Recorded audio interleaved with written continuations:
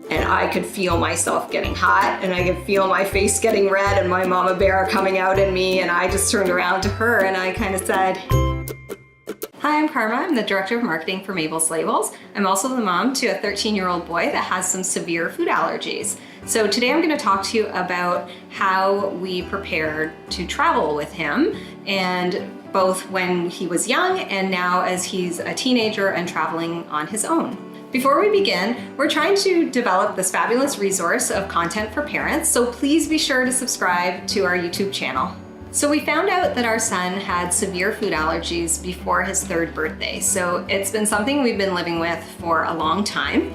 And we made a decision right from the beginning to not let this define him and what we do together as a family. So we all love to travel, and we didn't stop traveling when we found out about his allergies. But we had to do certain things to prepare for the trips and to prepare for safe travel and a safe and fun journey for all of us, and a journey that wasn't going to be super stressful at the same time. So I thought I'd give you a few pointers on what I learned along the way on how we travel when we go on airplanes and when we travel to different countries in terms of food at hotels and restaurants. So we'll start with flying. So flying obviously is super scary when you have a kid who could be exposed to the allergens, and an EpiPen only buys you 20 minutes to get to the hospital, so it's not something where you can be exposed to an allergen, have an allergic reaction, pump the EpiPen, and okay, we're all good to go. So when you're on a flight in an enclosed space, that becomes kind of scary for everybody. But there are things you can do to prepare. So a number of airlines have the ability to create what they call a buffer zone around the person that has allergies. So really that involves calling the airline a couple of days in advance and notifying them of the allergies. And what they do is when you go on board, they talk to the people in the rows before, or the rows in front of you and the rows behind you, and just ask people not to take nuts out of their bag. If they've brought nuts on board, please don't eat them. There is a child with a severe allergy sitting near you.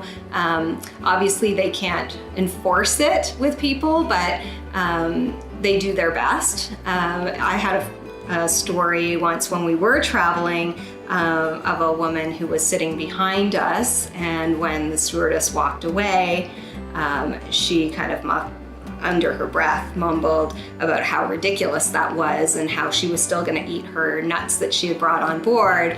And I could feel myself getting hot, and I could feel my face getting red and my mama bear coming out in me, and I just turned around to her and I kind of said, "Hey, it might be an inconvenience for you, but you eating nuts could actually kill my child. So maybe you could refrain from eating nuts for the next 2 hours." So, I mean, there are always going to be people who don't understand allergies, and it comes from not a malicious place, but they just legitimately don't understand the danger of food allergies and that an EpiPen is not a cure.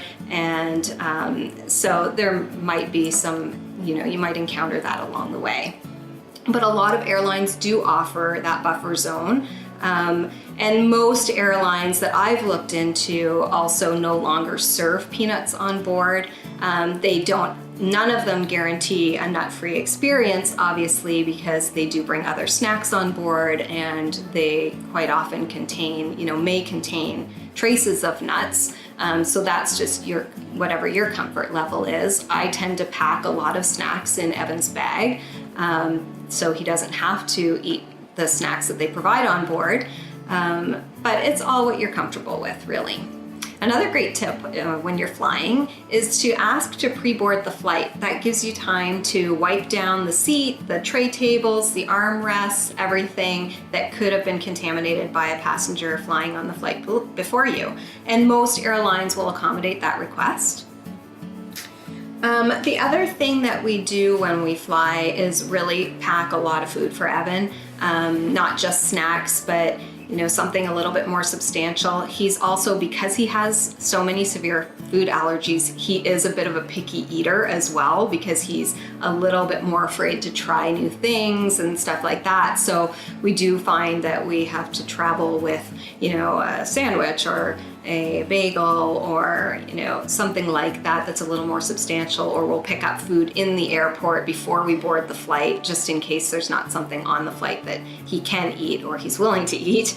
The one thing that I've learned about creating the buffer zone, especially on Air Canada has a pretty strict policy in terms of this buffer zone idea. And if you call them and have them make the announcement and create this buffer zone around your child, you no longer will be served any food on the flight. So that was something we didn't realize until we were on a flight, and they said, oh no, we can't guarantee that this food is safe for your child, so we're not going to serve it. So now that he's a little bit older and is able to take care of himself a little bit more, understands what a reaction feels like if he gets one, and how to manage an itchy spot on his face and that sort of thing.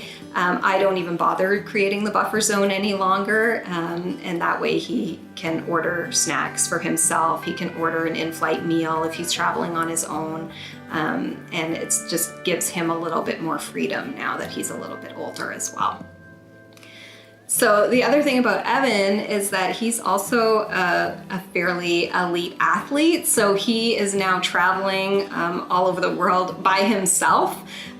So it's not just, a little hour puddle jump or a little hour flight here and there, but he's going to Europe and he's going across North America and that sort of thing. So he's on the plane on his own, responsible for himself for, up to 7 or 8 hours at a time. So the first time he did that, which was last year, it was a little bit stressful for me, I'm not gonna lie. Just, making sure that I packed him with antiseptic wipes to wipe down his area and to make sure he was actually going to do it, because telling a 12 or 13-year-old to do something doesn't always mean it's gonna happen. So for me, it was really, kind of going through a bit of a checklist with him before he left with, okay, here's your wipes. When you get on board, wipe down the tray table, the seat, all of that stuff. And it doesn't matter what your friends think. It doesn't matter if you think it looks weird or anything like that. Just do it so that you're comfortable and that you know that you're gonna be safe. So that was one thing I did. The other thing was, I just told him, okay, you might not like the food on the plane. It's, on this long flight, when you get to the airport, you're all checked in. When you're, waiting to board the plane, go and get yourself something to eat. So just make sure that you're armed with food, just in case the food on board isn't to your liking or, isn't safe for you. So he's been trained now pretty well to kind of take care of himself. He's always armed with a few protein bars, and he's always armed with some snacks and a drink and everything that he knows that he can eat safely. The other challenge, of course, when you're traveling to another country or just another area is, when you get there, if you're at a resort, how are you going to notify the resort of his allergies and that sort of thing, and what's safe on a buffet, what is safe, on the menu and that sort of thing. So it's just all about communicating and just being very clear with people what's safe for him and what's not. I tell you, the best travel experience I ever had with him as a youngster was to Disney World, because we notified them through our travel agent, actually, of all of his allergies. And as soon as we checked into our hotel, as soon as we checked in for any of our dinner reservations, they had all of the information in the system. The chef would come out and walk Evan and I through the buffet to tell us exactly what was safe and what wasn't. It was unbelievable. I had no worries at all. So if you're ever concerned about taking your child with food allergies to Disney, don't be. It's amazing. They get it, they understand, and it's not a concern at all. And we also, on that same trip, did a Disney cruise, and it was the exact same experience. So the servers on the ship knew right away that what he was allergic to. They actually took his dinner order for the next night the night before so that they could have his dinner specially prepared and it would be safe and we wouldn't have to worry. And the whole experience was amazing. So it is possible to travel with a kid with food allergies. It's possible to let them travel on their own. It's all about educating them and educating the people around them, really.